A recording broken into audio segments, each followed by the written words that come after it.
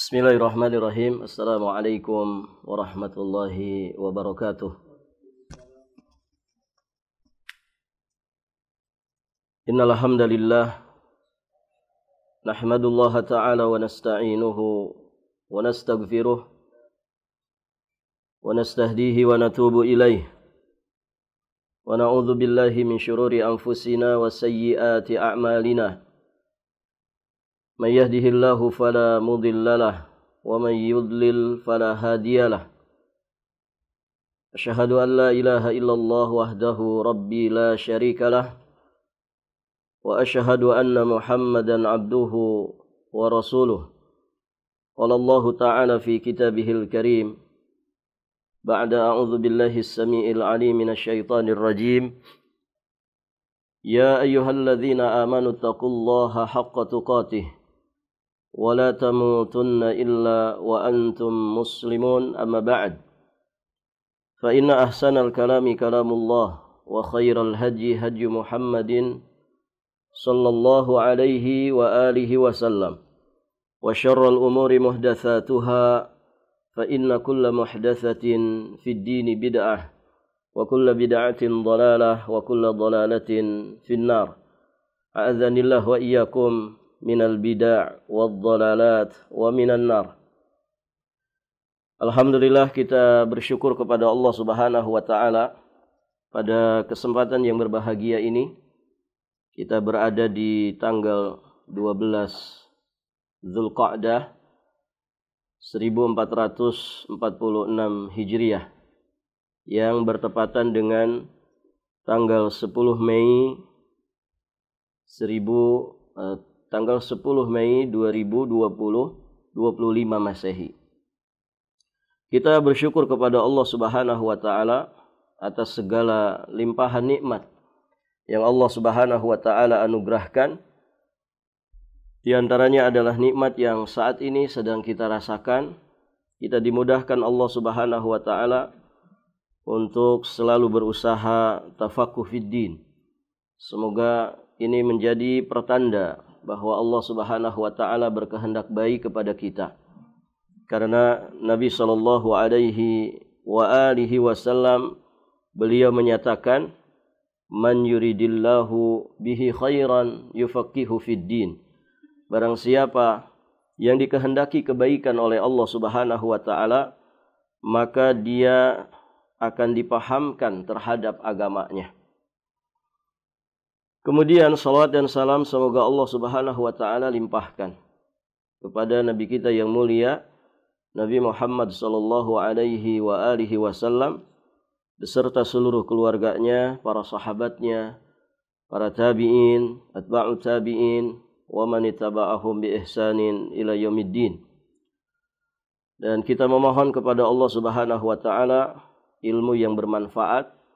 Kita berlindung kepada Allah Subhanahu wa taala dari ilmu yang tidak bermanfaat.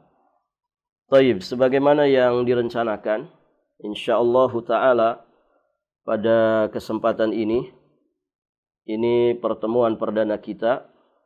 Insyaallah kita akan membahas satu kitab yang sangat penting sekali untuk dikaji, yakni kitab Ad-Da'u wad-Dawa, yang juga kadang disebut dengan Al-Jawabul Kafi liman sa'ala anid dawa'i syafi. Karya imam besar Syekhul Islam Ibnul Qayyim Al-Jauziyah alaihi rahmatullah. Kitab ini cukup tebal para jamaah sekalian, maka yang akan kita jadikan panduan adalah mukhtasarnya. Ada mukhtasar dari kitab ini yang diintisarikan oleh Dr. Ahmad bin Uthman Al-Madziyad. Dan kita memohon kepada Allah Subhanahu wa taala taufik dan juga inayah. Semoga Allah Subhanahu wa taala memberikan kemudahan kepada kita semua untuk mempelajari mukhtasar dari kitab Ad-Da'u wad-Dawa ini. Baik, di awal mukhtasar kitab ini disampaikan tentang kronologis ditulisnya kitab Ad-Da'u wad-Dawa. Ternyata kitab yang tebal ini kisah awalnya adalah dari pertanyaan seseorang yang kemudian jawabannya ditulis menjadi sebuah kitab yang sangat luar biasa. Kitab yang menjadi referensi terbesar dan terpenting ya dalam pembahasan akhlak, dalam pembahasan tarbiyah, juga dalam pembahasan tazkiyatun nufus.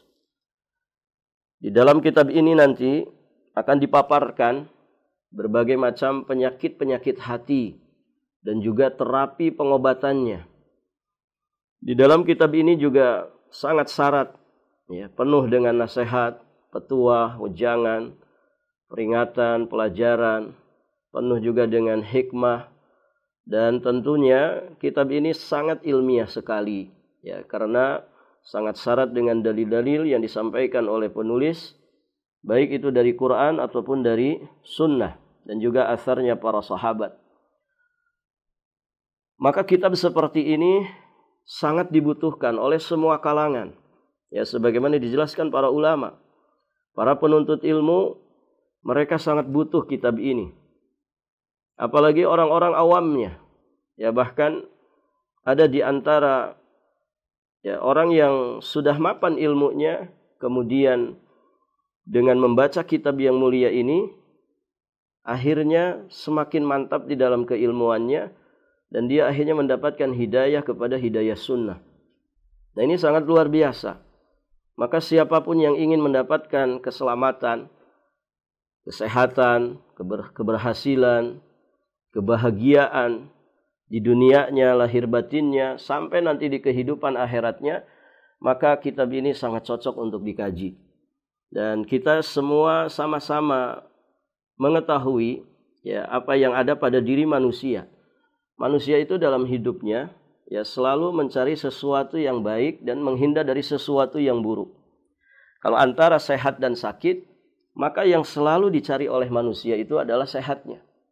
Dan manusia selalu menghindar dari yang namanya penyakit.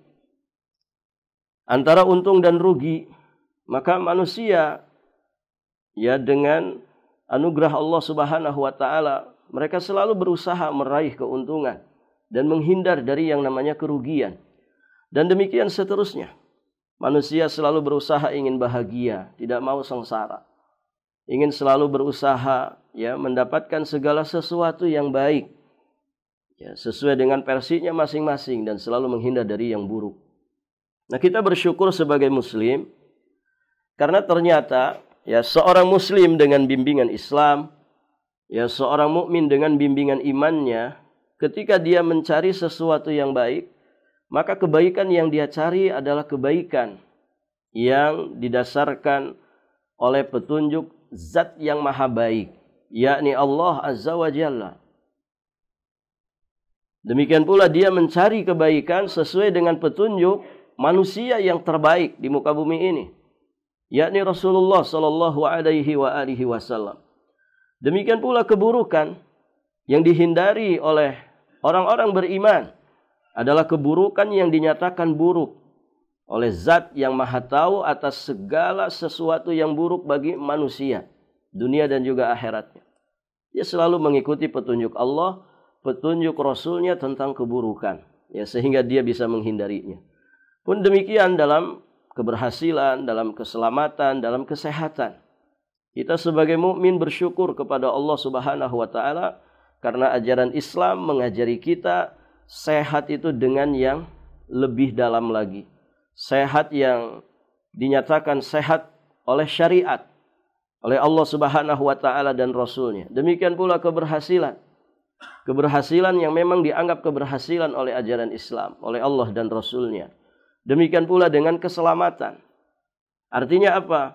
Versi Islam adalah versi yang terbaik ya di dalam meraih segala kebaikan dan menghindar dari segala keburukan. Oleh karenanya, ya seorang manusia ya ketika dia menjalankan Islam secara kafah, maka manusia akan sehat, lahir batinnya akan selamat dan bahagia dunianya, alam kuburnya, sampai di kehidupan akhirat nanti. Ya, maka pantas kalau kemudian para ulama menyatakan Islam itu adalah nikmat yang terbesar yang Allah Subhanahu wa taala anugerahkan, yang ternyata tidak kepada seluruh manusia. Ya, di dalam Islam tentu ada ilmu dan juga amal saleh. Ya, yang kemudian ketika ini dipadukan, manusia akan ada di rel yang tepat di dalam menjalani kehidupannya sehingga mengantarkannya kepada keselamatan dan kebahagiaan. Di surat An-Nahl ayat 97, Allah Subhanahu wa taala menyatakan, "Man 'amila salihan min dzakarin aw untha wa huwa mu'min, falanuhyiyannahu hayatan thayyibah wa lanajziyannahum ajrahum bi ahsani ma kanu ya'malun." Barang siapa yang mengerjakan amal saleh, baik laki-laki maupun perempuan, dalam keadaan dia beriman. Jadi amal solehnya didasari oleh dasar iman. Tidaklah dia beramal soleh kecuali dengan dasar iman. Imannya itu menghasilkan amal-amal soleh dalam kehidupan sehari-harinya. Apa yang akan didapatkan? Kata Allah Subhanahu wa taala, "Falanuhyiyannahu hayatan thayyibah." Sungguh akan kami berikan kepadanya, akan kami anugerahkan kepadanya kehidupan yang thayyibah, kehidupan yang baik. Kata para ulama, kata para mufassir, ini adalah jazaa'ud dunya, balasan di dunia yang akan didapatkan oleh mereka yang menjama' antara iman dan amal saleh. Di dunia mereka akan mendapatkan hayatan thayyibah. Banyak tafsiran daripada hayatan thayyibah. Tumakninahnya hati, kesehatan, rezeki yang halal, ya, kehidupan yang mapan. Ini hayatan thayyibah. Akan diberikan kepada mereka yang beriman, ya, dan juga beramal saleh. Kemudian kelanjutan ayatnya, walanajziyannahum ajrahum bi ahsani ma kanu ya'malun. Dan sesungguhnya akan kami beri balasan mereka dengan pahala yang lebih baik dari apa yang mereka kerjakan. Inilah balasan di kehidupan akhirat. Mereka akan mendapatkan sesuatu yang lebih istimewa dari apa yang mereka kerjakan selama di alam dunia. Maka inilah yang harus menjadi perhatian kita bersama, bahwa ya Islam ini nikmat yang sangat besar, sangat agung yang Allah Subhanahu wa taala anugerahkan kepada kita semua, yang tentu jika kita ini sadari, ya, maka berarti kita memahami kewajiban kita. Kewajiban kita adalah mensyukurinya. Dan syukur itu akan menambah nikmat. Maka Islam ketika disyukuri dengan sebaik-baiknya, dengan kita tunduk patuh menjalankan syariat Allah Subhanahu wa taala, Allah akan tambahkan ya semua fadilah-fadilahnya fid dunya wal akhirah. Baik di kehidupan dunia, bahkan nanti di kehidupan akhirat. Maka nilai seseorang nanti di sisi Allah Subhanahu wa taala ala qadri imanihim, ala qadri islamihim. Ya, sekadar dengan kualitas iman dan juga Islam yang ada pada dirinya. Nah, kitab yang ada di hadapan kita ini akan membimbing kita bagaimana ya mendalami kesehatan itu lebih dalam lagi. Bagaimana kemudian kita meresapi makna keberhasilan, keselamatan itu lebih dalam lagi, sesuai dengan petunjuk Allah Subhanahu wa taala dan juga Rasulnya. Bagaimana kemudian kita menyikapi ya segala macam penyakit, ya, yang tidak hanya penyakit jasad saja. Ternyata ada penyakit yang sangat berbahaya dan sering tidak disadari oleh para pengidapnya, yakni penyakit-penyakit hati. Ya, ditambah lagi tabib dari penyakit hati ini memang tidak banyak. Berbeda dengan dokter dari penyakit jasmani. Ya. Maka kitab ini penting untuk kita pelajari. Sangat penting untuk kita pelajari. Ya, terlebih di masa-masa ini, ya, fitnah, gelombang fitnah, syahwat dan juga syubhat ini sangat mengerikan.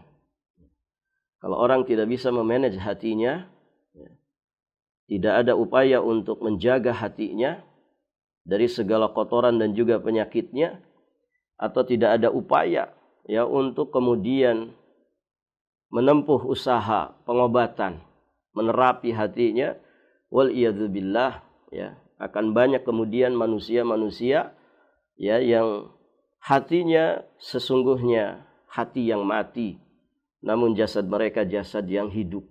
Ya. Makanya dikatakan oleh para ulama, sayati 'alan nas zaman, akan datang pada manusia satu zaman di mana hadirin jamaah yang dirahmati Allah, hati-hati mereka sejatinya sudah pada mati.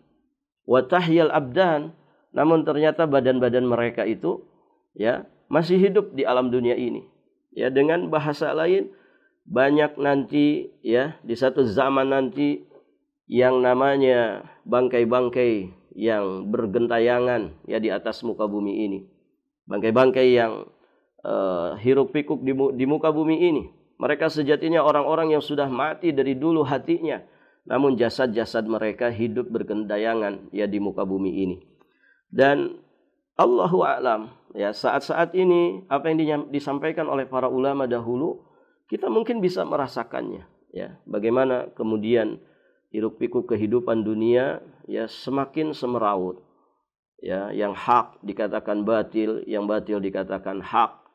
Ya, yang batil kemudian didukung mati-matian, ya, orang-orang yang baik kemudian tersisihkan dan lain sebagainya. Kejujuran menjadi barang yang langka di masa ini. Ya, banyak sekali hal-hal yang sejatinya itu merupakan fitnah yang begitu besar, dan semua bermula dari penyakit yang ada di dalam hati manusia. Semakin parah karena mereka melakukan pembiaran, semakin parah akhirnya menyebabkan kematian hati ya sebelum jasad-jasad mereka mati. Baik, kita akan bacakan apa yang disampaikan ya di dalam kitab ini ya tentang bagaimana awal dari penulisan kitab ini. Ya, di sini dikatakan yakni Syekh Syamsuddin Al-Imam Abu Abdullah Muhammad, ya, beliau ini putra dari Syekh yang salih Taqiyuddin Abi Muhammad Abi Bakar, yang dikenal dengan Imam Ibnu Qayyim Al-Jauziyah. Ya, jadi orang tua beliau juga seorang rajul yang saleh. Nah, Imam Ibnu Qayyim Al-Jauziyah berarti di sini namanya Muhammad bin Abi Bakar. Muhammad bin Abi Bakar. Ya, namun oleh kaum muslimin ya digelari dengan gelar-gelar yang begitu istimewa. Ya, beliau Syekhul Islam, beliau Syamsuddin, ya. Beliau juga Al-Imam, begitu ya. Kunyahnya Abu Abdullah. Ya. Nama aslinya Muhammad bin Abi Bakar. Muhammad bin Abi Bakar.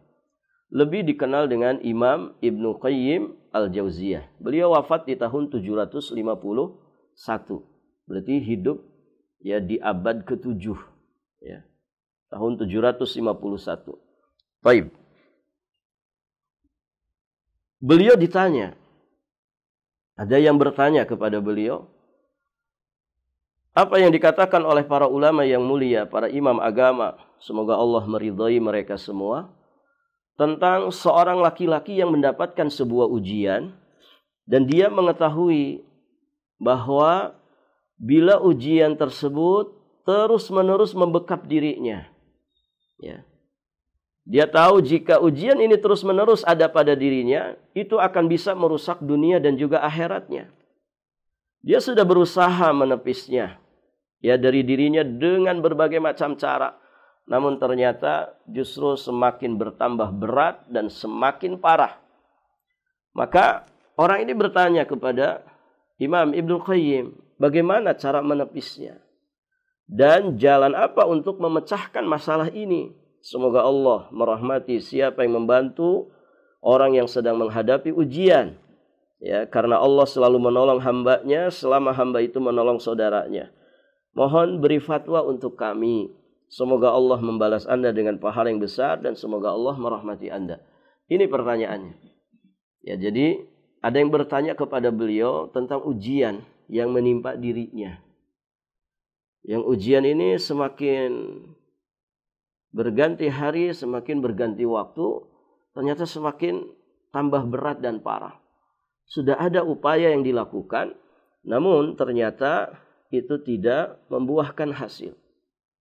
Maka di sini ya sebagai muslim yang baik memang mesti bertanya. Ya, mesti bertanya. Ya, karena sejatinya kebodohan itu juga penyakit, ya. Penyakit hati, bahkan da'un qatil, kata Imam Ibnu Qayyim.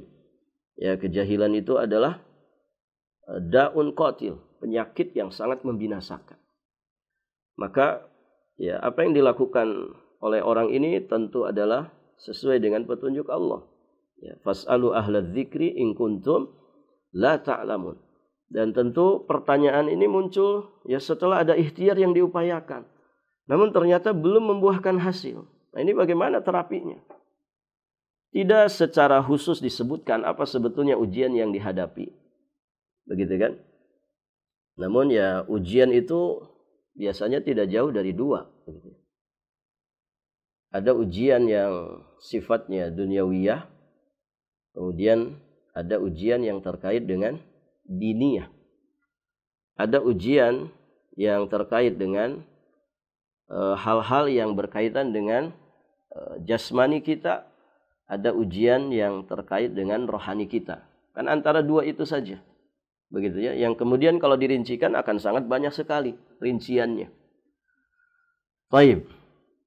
Nah, walaupun tidak disebutkan secara mendetail apa sebetulnya ujian yang menimpa orang ini sampai kemudian mengadukan apa yang dialaminya kepada Imam Ibnu Qayyim. Ya. Namun kita bisa menerka bahwa memang ujian manusia di antara dua itu saja. Ujian yang sifatnya zahir, ujian yang sifatnya batin. Ujian yang terkait dengan urusan-urusan duniawi atau ujian yang terkait dengan urusan ya agama. Maka kemudian Syekh Al-Imam Ibnu Qayyim beliau menulis jawabannya. Yang akhirnya menjadi kitab ini. Masya Allah. Beliau memuji Allah Subhanahu wa taala kemudian mengatakan amma ba'du. Di dalam Sahih Al-Bukhari dari hadis Abu Hurairah radhiyallahu taala anhu dari Nabi sallallahu alaihi wa alihi wasallam bahwa beliau bersabda, "Ma anzalallahu da'an illa anzala lahu shifaan." Tidaklah Allah Subhanahu wa taala menurunkan suatu penyakit melainkan pasti Dia menurunkan obat penyembuh untuknya. Ini Masya Allah, beliau di awal memberikan jawaban. Beliau menukilkan sabda Nabi sallallahu alaihi wa alihi wasallam. Dan dari sini kita memahami ya bagaimana cara beragamanya beliau.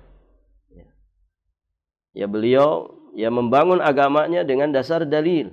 Ya karena sejatinya fa inna khairal hadis kitabullah. Sebaik-baik ucapan adalah kitabullah.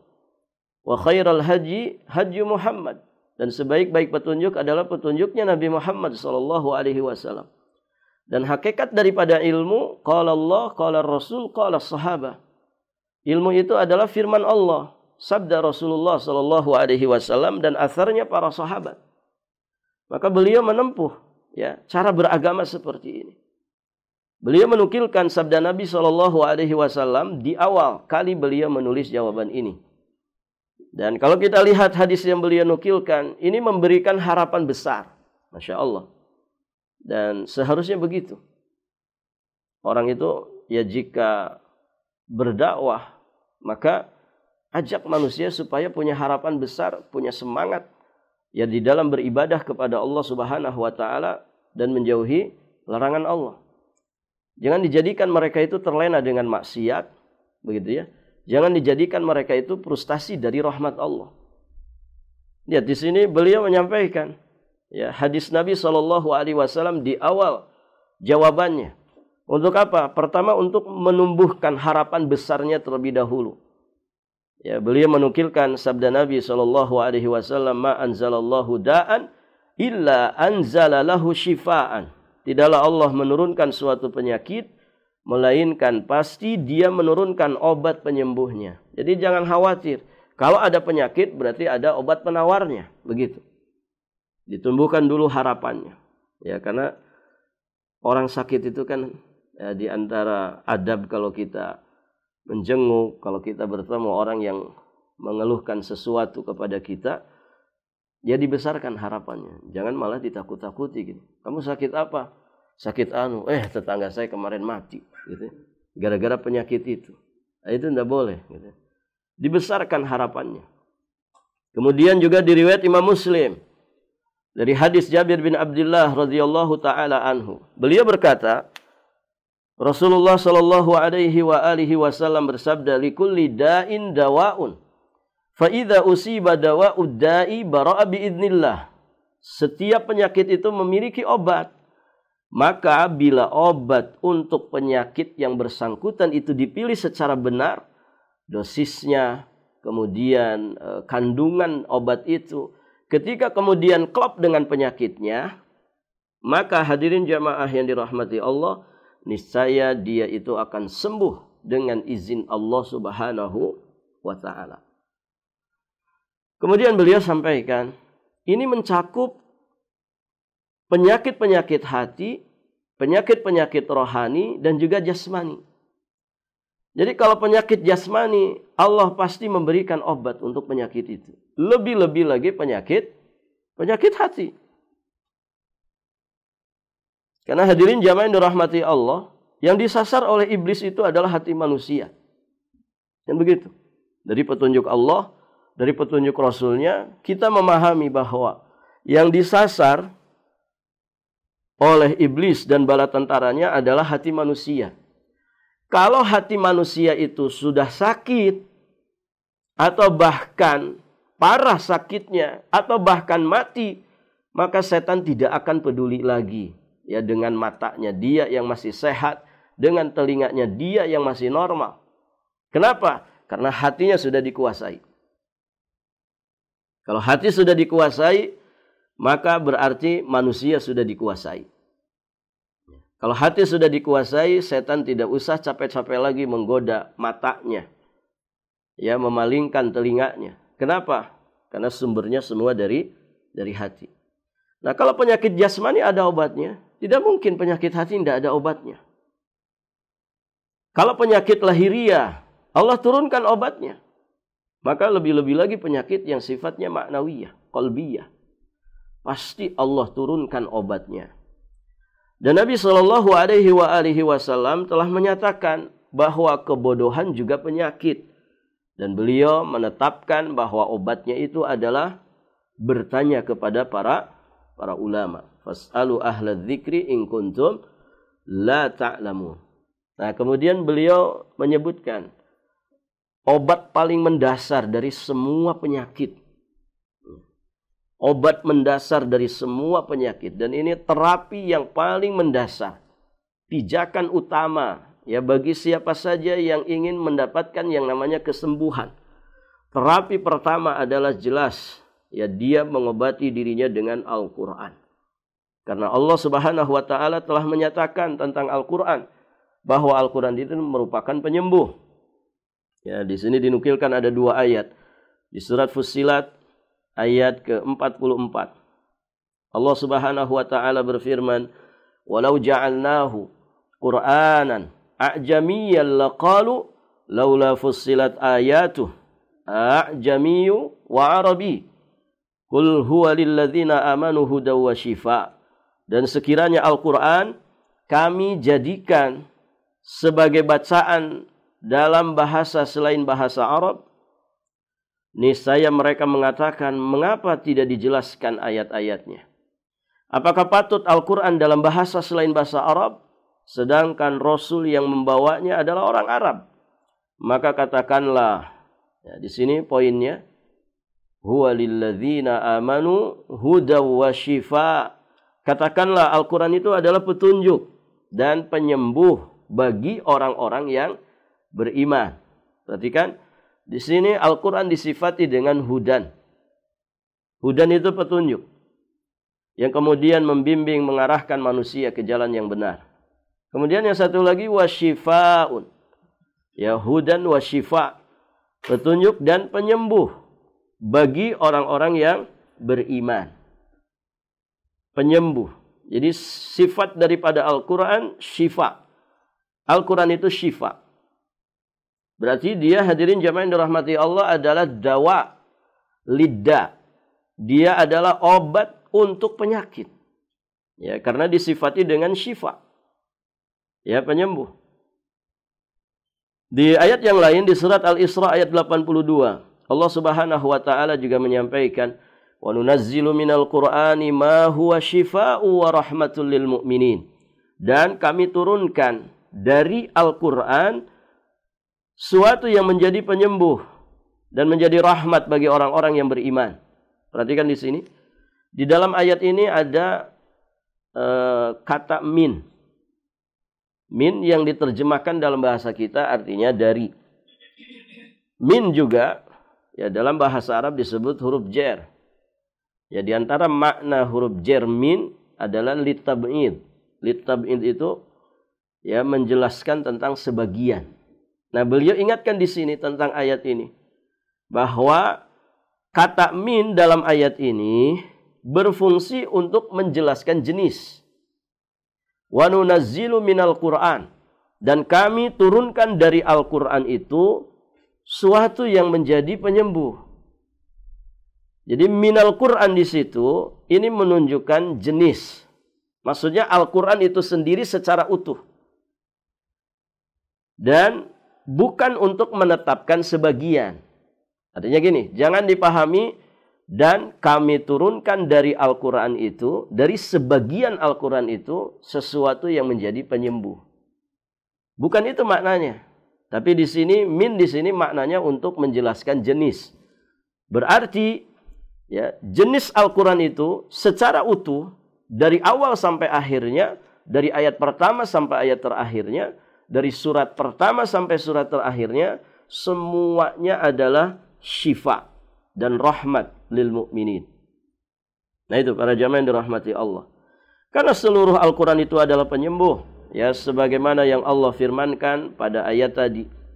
Al-Quran itu kata beliau adalah penyembuh bagi hati dari penyakit kebodohan, dari penyakit syak, keraguan, dari penyakit kebimbangan. Allah tidak menurunkan dari langit suatu penyembuh pun yang lebih menyeluruh, lebih bermanfaat, lebih agung, lebih manjur dibandingkan Al-Quran ya di dalam melenyapkan penyakit.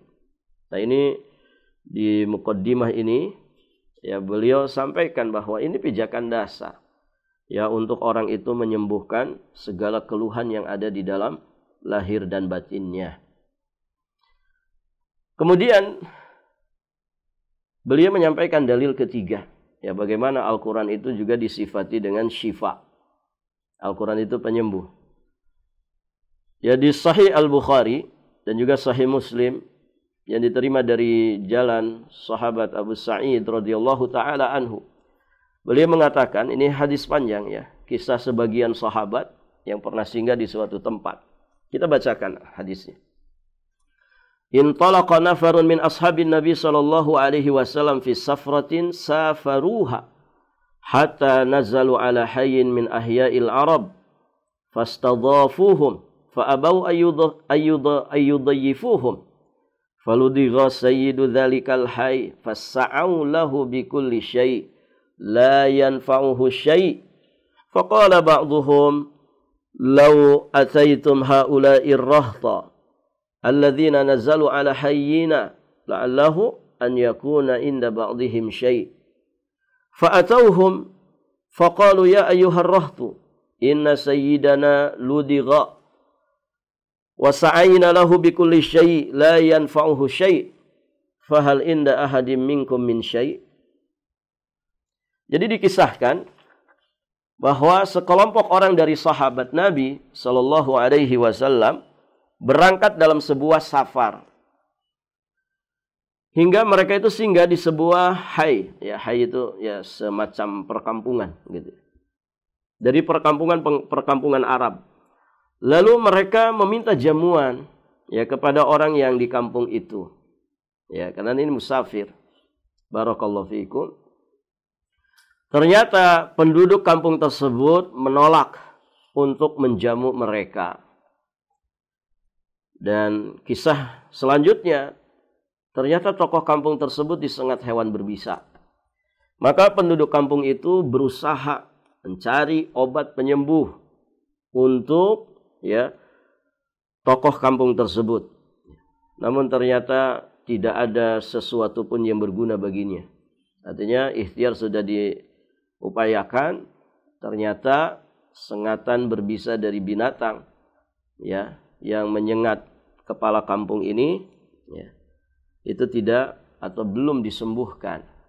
Maka kemudian sebagian dari mereka berkata, kalau kalian berkenan, coba temui kaum yang singgah di kampung kita itu. Maksudnya adalah para sahabat yang singgah di kampung tersebut. Maka akhirnya mereka pun mendatangi para sahabat ini. Kemudian mereka berkata, wahai kaum, sesungguhnya tokoh kami disengat hewan berbisa. Kami sudah berusaha mengobatinya. Namun ternyata tidak ada sesuatu pun yang berguna untuknya. Apakah ada di antara kalian yang punya sesuatu? Begitu ya. Ini mumpung ada rombongan tamu, begitu kan? Barangkali mereka itu punya sesuatu yang mungkin bisa jadi obat untuk menyembuhkan sengatan binatang berbisa pada kepala kampung. Maka kemudian dari rombongan para sahabat tadi mengatakan, na'am. Wallahi inni la arki walakin wallahi laqad istadhafnakum falam tudayyifuna fama ana biraqin hatta taj'alu li ju'lan fasalahuhum ala qati'in minal ghanam fantalaqa yadfulu alaihi wa yaqra'u alhamdulillahi rabbil alamin faka'annama nushita min iqalin fantalaqa yamshi wa ma bihi qalabah fa'awfawhum ju'lahum alladhi salahuhum alaihi. Kisah selanjutnya, akhirnya para jamaah yang dirahmati Allah, ketika rombongan sahabat ini ditanya, ada nggak di antara kamu yang bisa mengobati? Ini kepala kampung kami sedang disengat binatang berbisa. Upaya sudah dilakukan, ternyata pengobatan yang sudah dilakukan tidak kunjung menyembuhkan. Maka kemudian dijawab, iya demi Allah, aku bisa meruqyah. Ini dari rombongan sahabat tadi. Namun ternyata ada syaratnya. Akan tetapi demi Allah, kami telah meminta jamuan kepada kalian. Namun kalian tidak memberikan jamuan kepada kami. Maka aku tidak mau meruqyah sehingga kalian menyiapkan imbalan untuk kami. Begitu ya. Karena ini musafir, ibnu sabil, kesusahan namanya musafir. Jangan dibayangkan seperti musafir zaman sekarang yang kadang cukup berbekal satu kartu saja, gitu ya. Barakallahu fikum. Ini musafir di zaman dahulu. Jadi akhirnya ada negosiasi.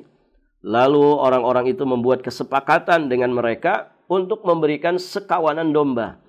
Lalu seorang sahabat pergi menemui tokoh mereka. Dia kemudian, hadirin jamaah yang dirahmati Allah, melakukan sesuatu dari proses ruqyah.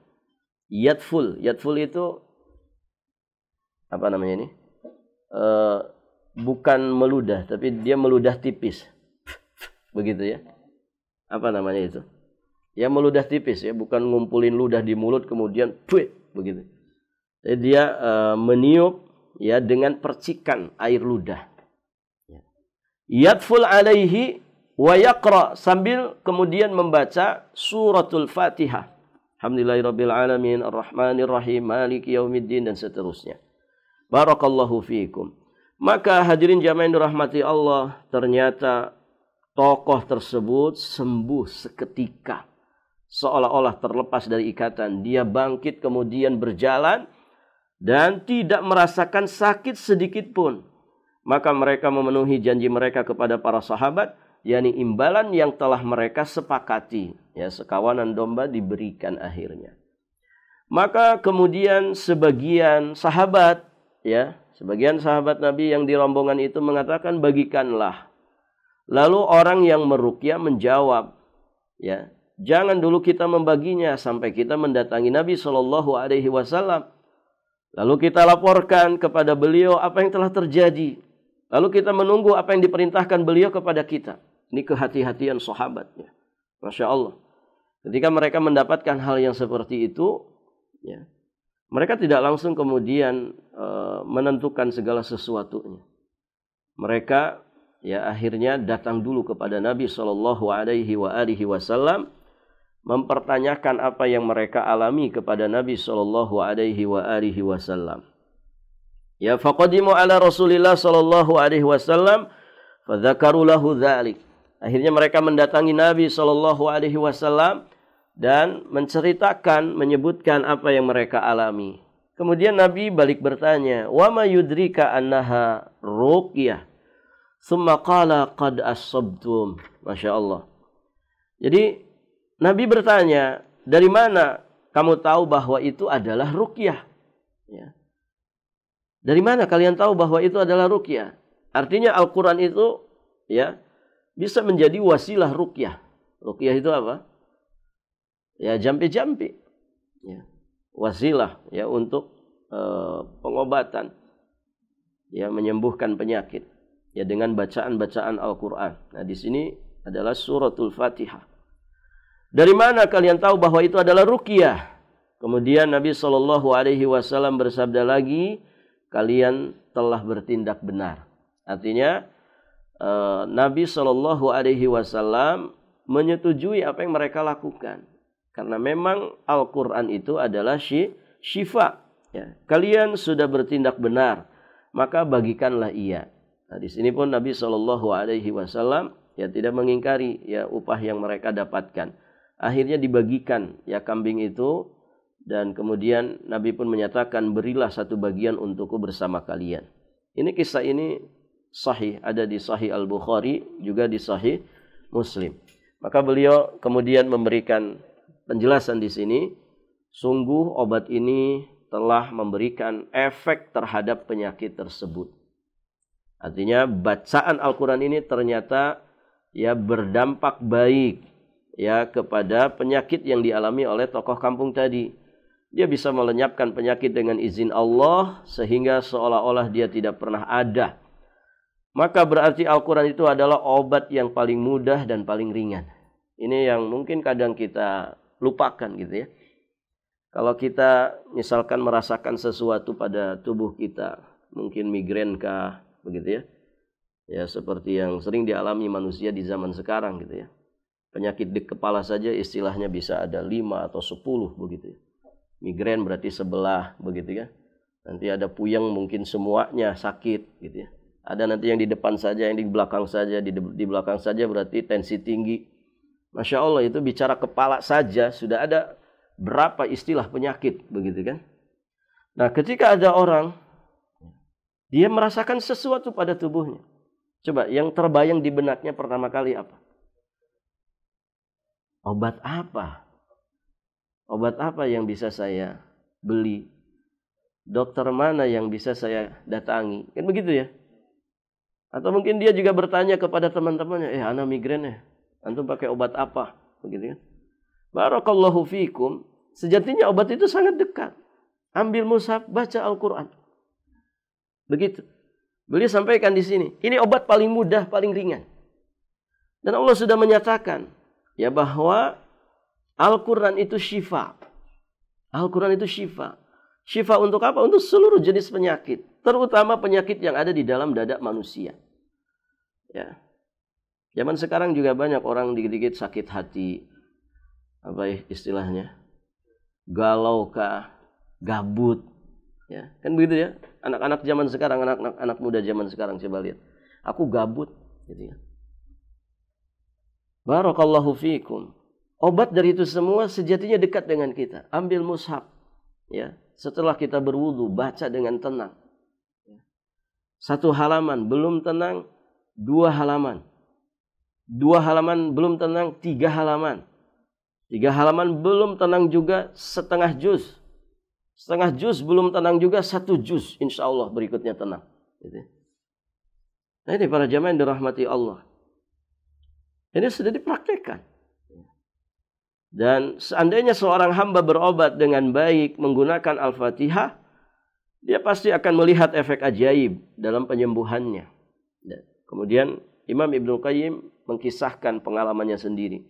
Aku sendiri pernah tinggal di Mekah beberapa waktu, di mana penyakit menderaku, sementara aku tidak bisa menemukan tabib, ya, tidak pula bisa menemukan obat. Ya, di masa itu, di abad ke-7, ya, tahun 700 sekian, begitu kan? Ya, tentu tidak seperti di saat ini. Ya. Di sekitar Masjidil Haram ada berapa apotek, ya, ada berapa fasilitas kesehatan, begitu kan? Di masa itu, ya, tentu kesulitan orang mencari sesuatu yang bisa dijadikan sebagai obat, atau dia mendatangi sesuatu yang bisa mengobati dirinya.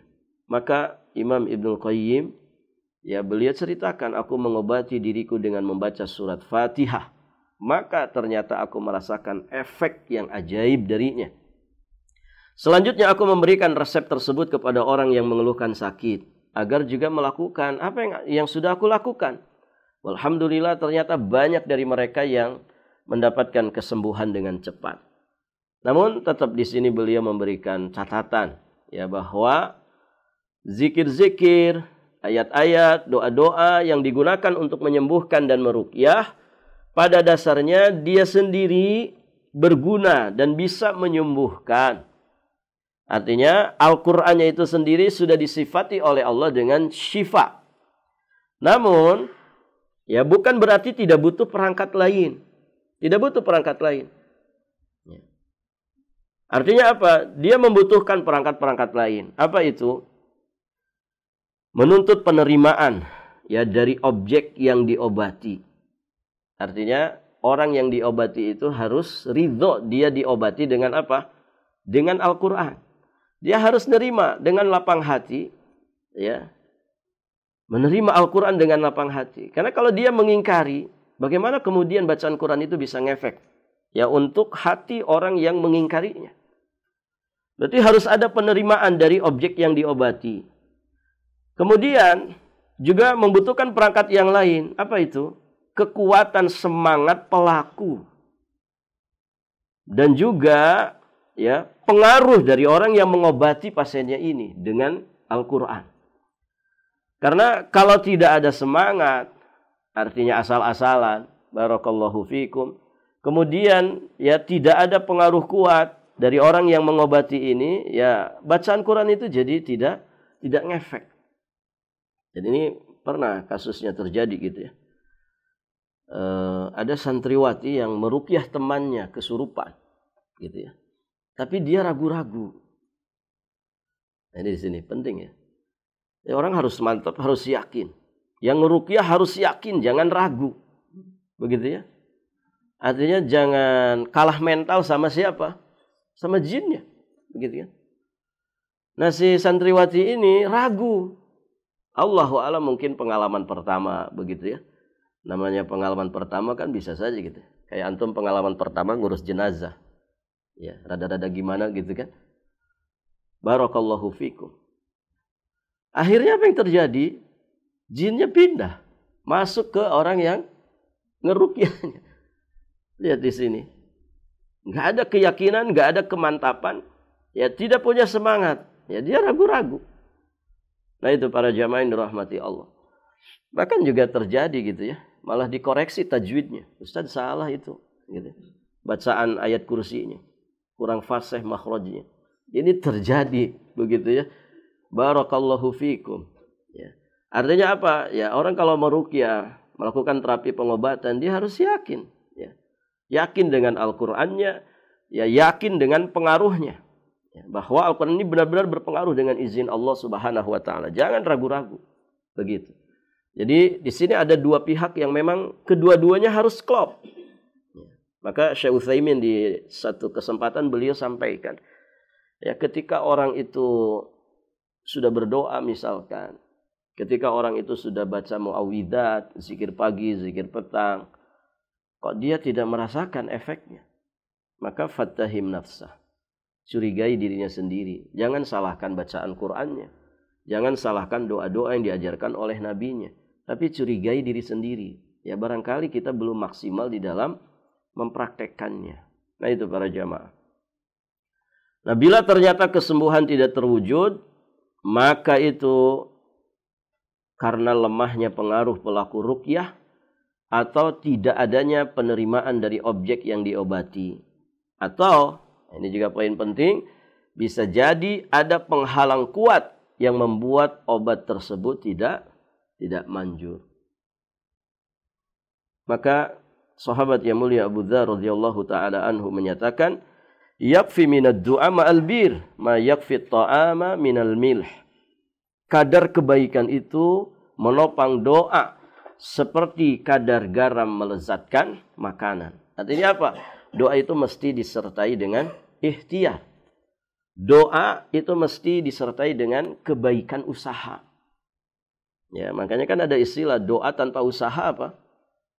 Bohong. Ya Allah berikan saya anak keturunan ya Allah, tapi nggak mau nikah. Ya. Nah, gimana? Gitu kan? Atau para jamaah yang dirahmati Allah, ya Allah sembuhkan saya, tapi kemudian tidak mau ikhtiar berobat sesuai dengan petunjuk Allah dan Rasulnya. Barakallahu fiikum. Ya Allah berikan makanan kepada saya. Dia tidak berusaha mencari makan. Baik. Maka doa itu mesti disertai dengan usaha kebaikan. Karena doa tanpa usaha bohong. Usaha tanpa doa sombong. Ada orang usaha-usaha mengandalkan segala sesuatu yang ada pada dirinya, tapi tidak pernah dia sandarkan jiwa raganya kepada Allah Azza wa Jalla. Ya. Maka orang yang tidak berdoa ini sombong. Innal ladzina yastakbiruna an ibadati sayadkhuluna jahannama dakhirin. Sesungguhnya orang-orang yang bersikap sombong tidak mau beribadah kepadaku. Ibadah di situ maksudnya adalah doa, karena kalimat sebelumnya menyebutkan tentang perintah doa. Sesungguhnya orang-orang yang bersikap sombong dari beribadah kepadaku, maksudnya tidak mau berdoa kepadaku. Ya, sayadkhuluna jahannama dakhirin. Ya, maka mereka akan masuk ke dalam neraka yang hina dina. Makanya nanti di bab pertama dalam mukhtasar ini kita nanti akan bahas ya bahwa doa termasuk obat yang paling bermanfaat. Di mukhtasar ini ada sekitar 38 pasal ya. Yang insyaallah taala semuanya menjadi ringkasan dari kitab Ad-Da'u wad-Dawa. Demikian para jamaah sekalian, muqaddimah dari kitab Ad-Da'u wad-Dawa. Jadi kitab ini ditulis ya bermula dari pertanyaan seseorang yang dia meminta obat terapi ya untuk ujian yang menerpa dirinya yang tidak kunjung dia mendapatkan kesembuhan dari apa yang menimpa dirinya. Dan tentu ini kitab yang sangat penting sekali lagi untuk kita pelajari. Beliau di sini akan memaparkan banyak hal ya terkait dengan tazkiyah, terkait dengan akhlak, terkait dengan tarbiyah, adab. Ada banyak hikmah yang bisa kita dapatkan di dalamnya. Dan tentu ini sangat bermanfaat ya untuk perjalanan kita menuju Allah Azza wa Jalla. Karena ya kesehatan itu termasuk nikmat yang mahal. Kesehatan itu ya termasuk nikmat yang sering diabaikan oleh manusia. Nikmatani magbunun fihi makatsir minan nas as-sihhatu wal farad. Dua nikmat yang sering diabaikan oleh manusia adalah nikmat sehat dan nikmat waktu luang. Karena dengan kesehatan ini masya Allah ya, orang punya kekuatan ya, terutama kesehatan batin. Karena ternyata untuk orang itu mendapatkan kesehatan yang sempurna, ternyata bukan sehat jasmani saja, kan begitu ya. Barakallahu fikum. Ada orang kelihatannya sehat jasmaninya, tapi ketika tidak sehat hatinya, penyakitan, begitu ya. Makanya para hadirin jamaah yang dirahmati Allah, ya untuk mendapatkan hidup yang sehat dan bahagia itu ya jaga keseimbangan kesehatan fisik, kesehatan mental, juga kesehatan emosional. Kan begitu ya. Dan ini disepakati, kesehatan fisik, kesehatan mental, kesehatan emosional.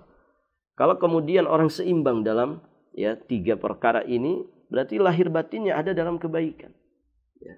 Dan kalau sudah seperti itu, dia mendapatkan kesehatan yang sesungguhnya.